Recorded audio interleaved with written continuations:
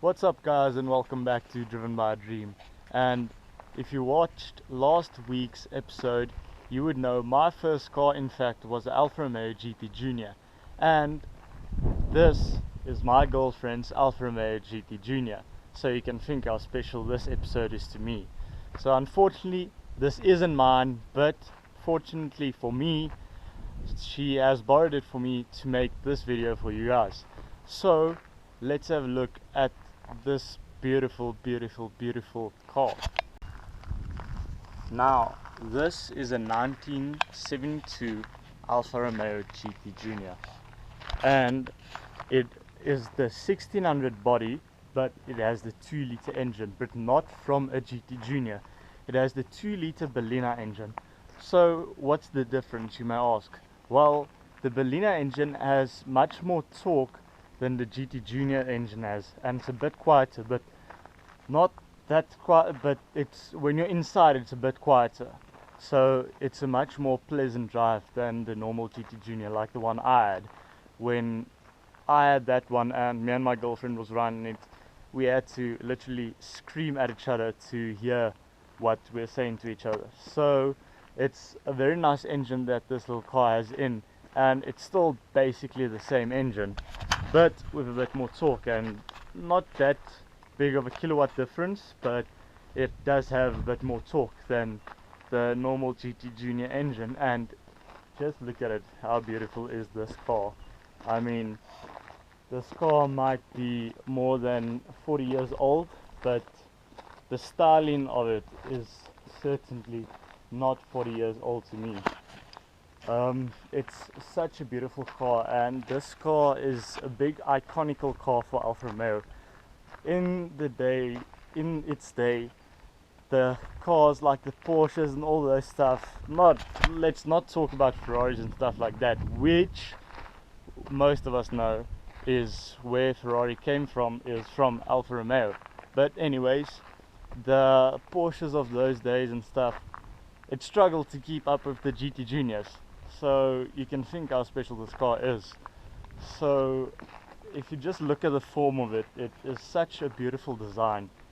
You won't think it's that old of a car, or well, but it's such a beautiful car, you not really care about it, because once you pass someone right now, you're gonna make their head turn. And as this guy passed me right now, they're slowly passing and checking out the car. So I mean, already you can see how much of a head turn it is, or a neck breaker if you want to say that.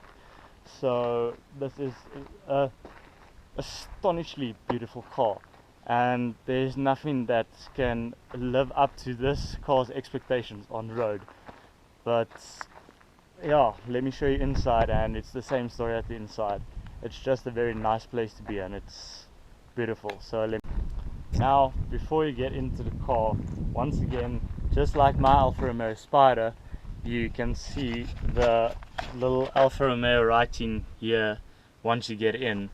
And then these seats are so comfortable for this type of seat. They just get very hot when the car stands in the sun. Like, the car's been standing here for about 5 minutes, and when I just sat here, it burned the living crap out of my bum. But anyways, inside here you have the nice wood lining here, fuel gauge, temperature gauge, the beautiful steering wheel, wood steering wheel, dials, which again, you just get that feeling like in the Spider or in some kind of spaceship, just something amazing, because everything comes out to you and points towards you, and no one, let's say you're sitting here and you want to see what speed I'm doing, you'll have to lean over to check what speed I'm doing. So everything's focused on the driver, and this is a real driver's car, but I'll talk about that in a little bit once I take you for a drive. But it does have 4 seats at the back, and surprisingly you can actually get people in the back.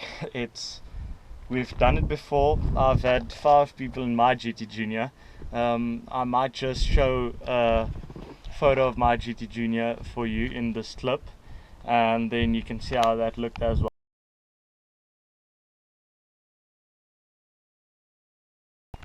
But as I was saying, this car is really a timeless car, because the styling in here is just amazing and the styling outside is awesome. So even if you check out the seat belts, it comes over here, and then once you get the seat belt here, it has this beautiful styling feature, or not styling feature, but it has this nice look on it, which isn't really something a lot of people would notice, but it's a very, very, very nice small detail to me.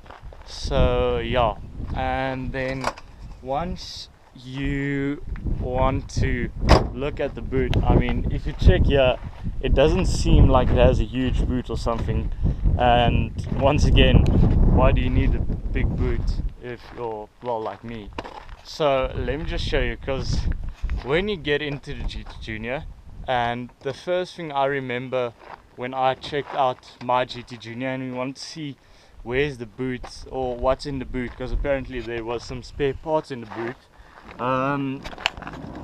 then we couldn't find the opening button, and the guy told me, yeah, there has to be a button somewhere. He remembers there's a button somewhere. And we searched, and we couldn't find it. And then I asked a mate of mine, where's the lever? And in fact, it's right here. So when you pull this, it pops the hood for you, and then I'll quickly show you how it looks inside there.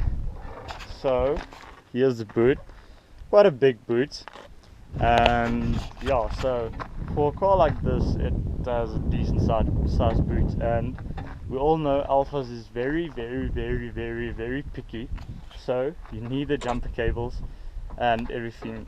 And it's not that the car will go wrong, it's just when you don't have it in the car, it's a nervous car. So if you have the jumper cables there, it won't die, but if you don't have it, it will.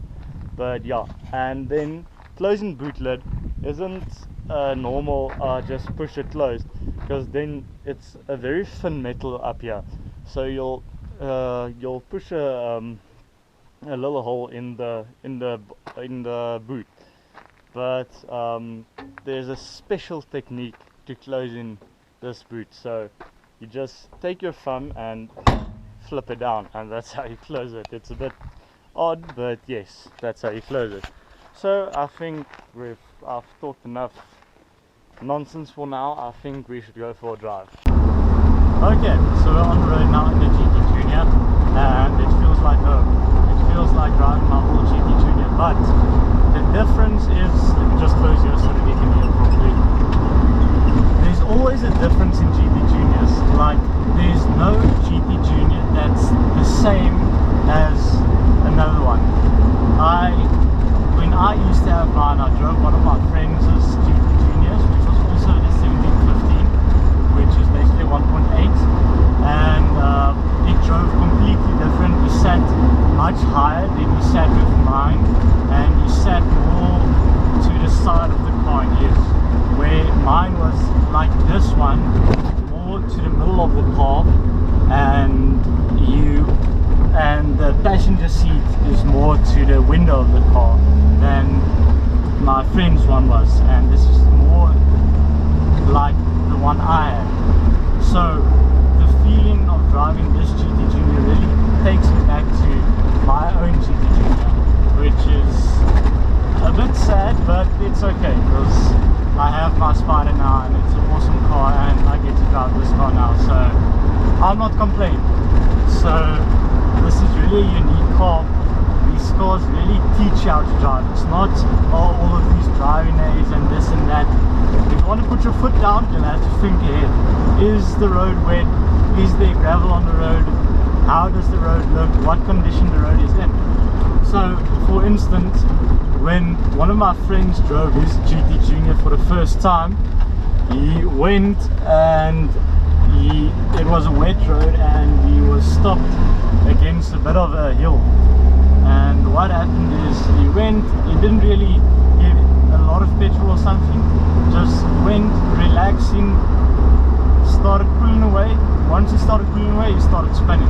But being said, he did have the old pattern of wheels on his car, so it wasn't the lines going straight through the rubber, it was a zigzag pattern, so the water doesn't flow as nicely through the wheels like this car. Which is nice about this car is it does have the wide wheels. I think the width of these wheels is about double the width that my wheels was, so it's quite a big difference. And like I said, this car really teaches you drive.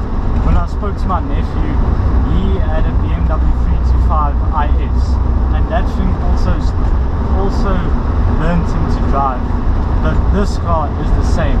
It's freaking fast. I mean, even nowadays cars, if you have the normal Golfs, etc., I'm not talking about the GTIs, because the GTIs is a bit too warm, but the GTI isn't a bad comparison. But the normal Polos, etc., you can give them a whipping with this car.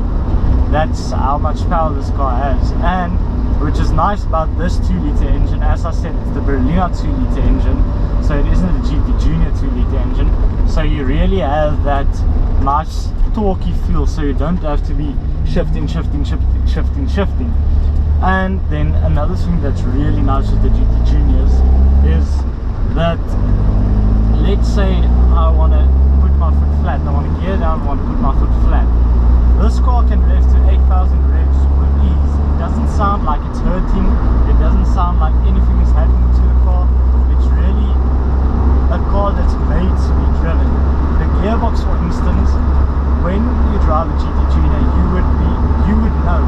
The second gear, it's not very fun to go to second gear, because most of the time it scrapes, because it doesn't have a synchro. This car isn't that bad to second gear, which is funny, but it isn't that bad. But the sweet spot gear on the GT Juniors is the third gear. Third gear is the gear where you can really spin it, you can really go for it. And I mean, this car is marked off at 220 and it can easily go above 200. It's really a fun little car to drive, and if you get it correct, man, can you put this car into corners? I mean, this car can go into a corner like it's nothing. You can really, if you have the right throttle response, everything, you can really put this car into the corner properly. So let me just do this and then I'll put it down for you a bit.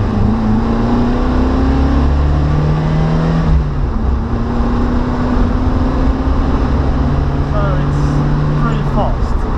It's really a fast car. I'm not gonna rev the living crap out of it, because I will get shit from my girlfriend, I know that. But yeah, it's really a fast little car, and it's a fun little car to drive. It's a car that you can't really explain to someone how it feels to drive this car, because it's such a unique feeling.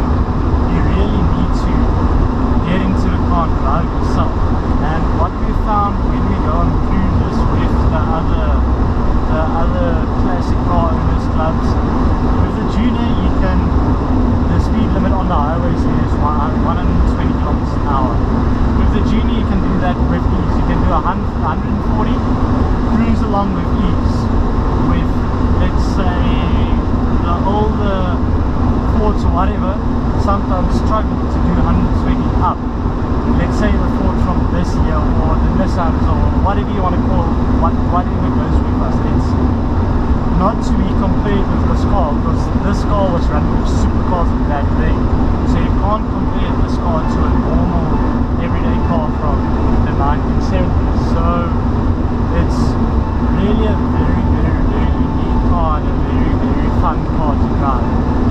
So yeah, it's really such an amazing car to drive. And if you know someone with one, please, you need to go and try it out. I mean, you can't really explain the feeling you get when you're behind this car. It's really just such an awesome car. And I'll be reviewing in this week. I'll also be reviewing the new Mini, and I'll see if I can't get any older alphas. Tell me if you enjoyed this video. It's a very hot day, so I'm not going to push the video further, but tell me what you want to see more, and then I'll put you guys on the side of the car for the